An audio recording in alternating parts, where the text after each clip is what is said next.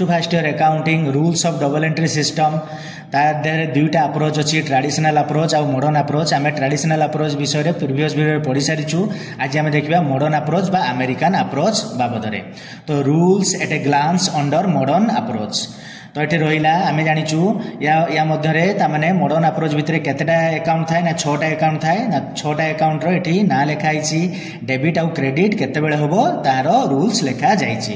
तो प्रथम आसला एसेट अकाउंट जेतेबेले इनक्रीज करिवो एसेट ता इनक्रीज करिवो एतरे डेबिट होबो जेतेबेले डिक्रीज करिवो सेतेबेले क्रेडिट होबो।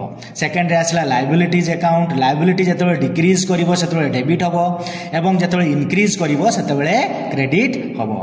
तापर कैपिटल अकाउंट जेतेबेले डिक्रीज करिवो सेतेबेले डेबिट होबो एवं जेतेबेले इनक्रीज करिवो सेतेबेले क्रेडिट होबो। तापर आसला रेवेन्यू अकाउंट रे जेतेबेले रेवेन्यू डिक्रीज करिवो सेतेबेले डेबिट होबो जेतेबेले इनक्रीज करिवो सेतेबेले क्रेडिट होबो। तापर आसला एक्सपेंसेस लॉसेस जेतेबेले इनक्रीज करिवे सेतेबेले डेबिट हेबे जेतेबेले कोन हेबे ना डिक्रीज को हेबे एक्सपेंसेस लॉसेस ता सेतेबेले क्रेडिट होबो।